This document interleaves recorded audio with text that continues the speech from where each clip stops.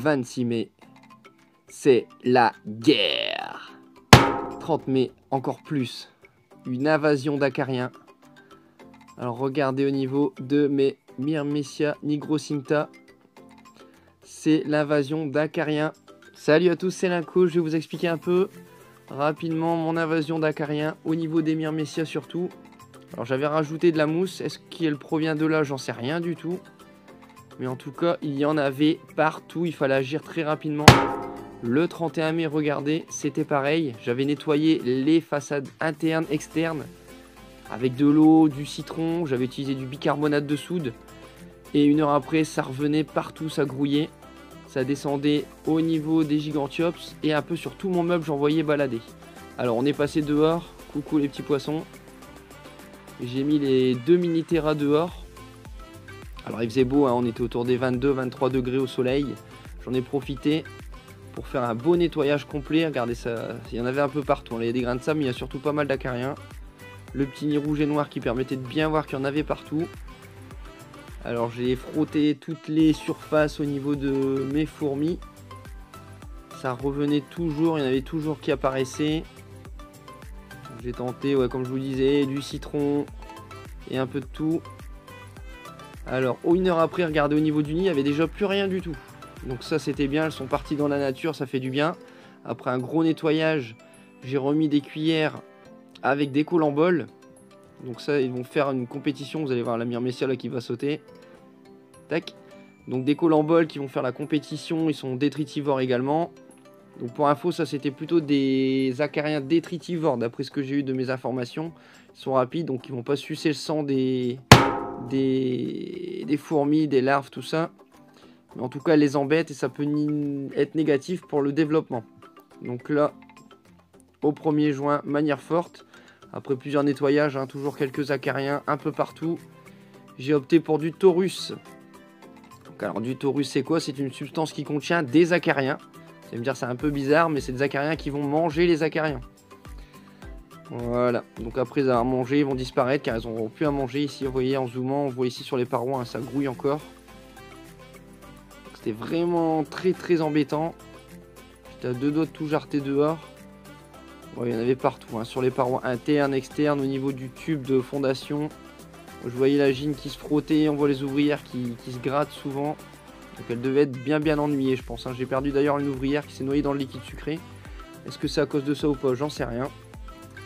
Donc j'ai mis des petits tupperwares, enfin des petits bols ici avec un peu de taurus un peu partout.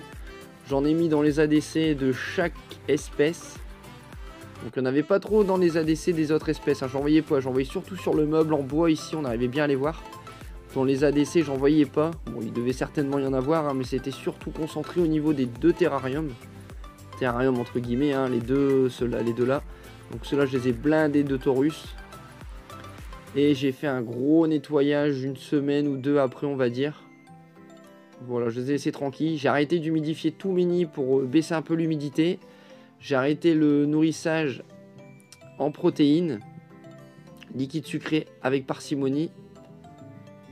Donc c'était très embêtant, hein. Franchement, j'en voyais partout. Ici, on voit les petits pots dans lesquels je mettais le taurus.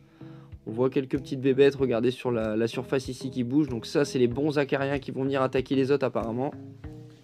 Donc la combinaison de tout ça, taurus, séchage un peu des nids, ça m'a fait un peu du bien. Et aujourd'hui, vous allez voir au 10 juin, les surfaces sont clean. Alors là, on voit plus rien du tout bouger. Là, je peux vous dire, ça grouillait vraiment bien. Donc en 2 semaines, à peu près 3 semaines, en étant vraiment rigoureux, tout est parti. Ici, j'ai changé complètement le substrat et j'ai remis des colamboles. Voilà, donc maintenant tout se passe bien. Ça pour vous dire qu'en 1 semaine ou 2, on peut régler l'histoire. Donc là, il y avait pas mal d'espèces, hein, je peux vous dire. Et au final, je suis à 0 déchets. 0 décès également. Donc tout se passe bien. Les couvercles sont vraiment clean. Je surveille. Mais en tout cas, le pire est passé pour moi. Donc au final, il n'y a rien d'important avec ce type d'acarien. C'était juste une question de visibilité, de propreté. Voilà quoi. Voilà, un petit coucou des mères qui sont bien contentes. Ils ont plus de soucis, ils ont plus quelques petits colamboles qu'ils aiment bien grignoter d'ailleurs. Et en tout cas, tout se passe bien pour eux. Voilà. Voilà, voilà, donc tout s'est bien passé. Donc si ça revient, je vous en parlerai, ça c'est sûr. J'essaie de zoomer, voir si on voit des petits colamboles, mais il y en a de moins en moins. Et sur ces dernières images, en tout cas, je vous souhaite un bon courage avec cette canicule. J'espère que vos colonies vont bien se porter. Au niveau des Gigantiopes, c'est pareil, il n'y a plus rien, il n'y a plus que des colamboles. Donc tout se passe pour le mieux. Voilà. Alors sur ces dernières images, je vous souhaite à tous une bonne journée. Et ciao, ciao!